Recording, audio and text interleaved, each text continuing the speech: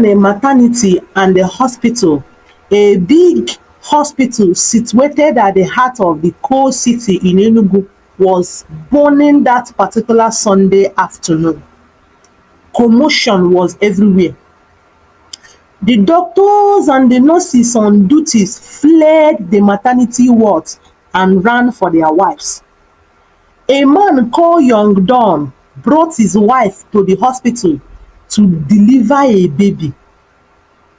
But when he returned to take them home after self-delivery, he began to scream that the woman he was seeing was not his wife.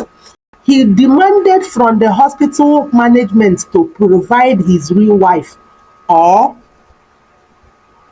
it all started on Friday early morning when a man known as Young Don brought his wife to the hospital. And on Saturday evening, he signed for her CS when her labor wasn't progressing and the baby was under distress. He was now forced to sign the CS. In fact, he was the one who pressured the doctors to do everything possible to save his wife and the baby, that money is not an issue. The operation was done at night by a team of the hospital's best gynaecologists and it was successful. The mother and the child were safe. The moment Young Don heard the new baby's cry and confirmed that his wife was in a good shape, he leaped for joy and began to dance around the hospital. Later, he drove off out of the hospital and headed home. Although he did not see his wife face to face after the delivery, he was only shown the baby, but he spoke to his wife through the theater door. When he has confirmed that everything was under control, he left. He wanted to go be with their other two kids who were at home with their nanny, while her mother-in-law and her wife's best friend, Ngo, stayed in the hospital. In the morning, Young Don got ready for church with her two kids, two boys. They have two boys. He asked their nanny to boil water and pack other maternity stuff and go to stay to the hospital with her madam. He also instructed her to prepare Sunday rice and stew and make pepper soup for his friends who will join him home from the church. When Young Don got to the church, he was the first to come out to testify in the church how God gave his family a beautiful daughter. He told them how the devil came to fight them, but God intervened. He also revealed he nearly lost his wife, if not that God helped them, and they opted for a CS, and asked the church to thank God for him. The congregation erupted into a thunderous applause. Bada, bada, bada, bada, bada, bada, bada, bada, bada, bada, bada. Praise the Lord! Young Don screamed at the end while dropping the microphone. At home, Young Don's sitting room had already formed a mini party. His friends, club members, business associates, neighbors, well-wishers, church members all joined him to the house, and others too came later. He had to call home their nanny to come help serve the visitors and make more food. Hey, everybody eat, drink, make merry. Ada Bialo, I don't get a son-in-law. Young Don said boastfully, and people burst into laughter. I will put application for my sons. One of his funny neighbors said, winking. I am not applying for any of my sons, so I am applying for myself. Another of Young Don's friends said, licking his tongue and smiling. Young Don stared at him wickedly but in a playful manner. Look at you. Who will look at you in the next 20 years and accept you as a husband? You will be an old man. Young Don taunted his friend. You said old man? Children of nowadays, the Gen Z, they like it old. Stay there. Another friend defended. In that case, I will go and prize the English dog and the AK-47 because of you. Young Don joked and they busted into laughter. And so the joy of the celebration of the new baby, Adanaya, yes, Adanaya, that was the name Young Don gave to his daughter, who was still in the hospital. They continued in merriment till night. He could not go to the hospital again to see his wife and daughter as promised. Rather, he put out calls and pleaded with his wife that he would be coming the next morning before going to his warehouse and the market. The next morning, which is Monday morning, Young Don was getting ready to come to the hospital. He just finished his morning exercise in his house and was heading to the bedroom before the nanny brought his phone to him. She told him her madam has been calling often and often. When he checked his calls, it was 15 missed calls. Young Don quickly redialed and called back his wife.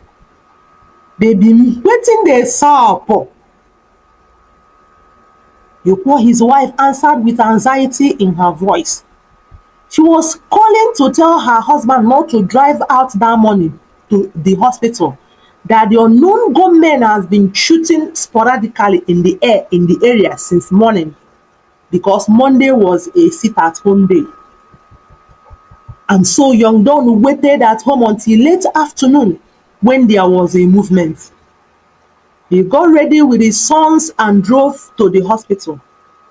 But while at home, he was told his wife's younger brother was in the hospital. In fact, he was the one who told them about how he escaped the unknown gunmen on his way to the hospital that Monday morning. He was the one who helped them for all the running around and the payments. Young Don simply made transfer into his account and he sorted the hospital bills. By the time Young Don arrived at the hospital with his two boys, his wife and the baby have been discharged. They have also packed their bags. In fact, they were planning to take him unaware by coming home unannounced by themselves. Young Don's wife was carrying the new baby while her mother and her friend helped to carry the other loads. His brother went down to drive his car nearer to the hospital entrance for her to enter. And it was at this junction that Young Don entered the hospital. His two sons, on seeing their mother coming out, clutching the new baby, they left their father and ran, blushing with smiles to go meet her. Mommy, mommy, come back here. Do you know her? Young Don barked at his sons. Darling! Ikwo called out to his husband to make sure he really saw her. Do I know you? Young Don questioned Ikwo, his wife, who looked embarrassed. And everything happened at once. A mini crowd gathered at the hospital. Young Don grabbed his two sons, ran into the maternity wards to look for his wife and the baby. He asked the nurses and the doctors in the hospital the whereabouts of his wife and his baby. They told him the woman outside carrying his baby is his wife. He queried why a stranger should be giving his baby. The chief gyno, who operated on his wife, took him into his office and began to ask him some questions. And from his replies, he certified that Young Don wasn't running mad at the moment. He assured him again that the woman he met outside was the same woman he brought to the hospital on Friday for delivery. At this time, Ikwo, Young Don's wife, had discovered what went wrong. In fact, it wasn't God, her friend, who was the first to notice it. She asked her to check the waist bead on her waist. Her secret is about to be leaked. Ikwo rubbed around her waist but couldn't feel any bead on her waist. He gave his mother the new baby and rushed with her friend to the chief gyno's office. She didn't know her husband was in the office too. Doctor, chief, doctor, did you remove my waist bead while you were operating on me? Ikwo asked with trembling voice. The waist bead? The nurse, the waist bead. The nurse said you instructed it must not be tampered with. But it was obstructing the stitches, and we tried adjusting it down your hip, but it caught and pulled on the theater. We are sorry about that. Ikwo, now standing face to face with her husband, her eyes wide open in fear, and her friend Ngo bow in shame.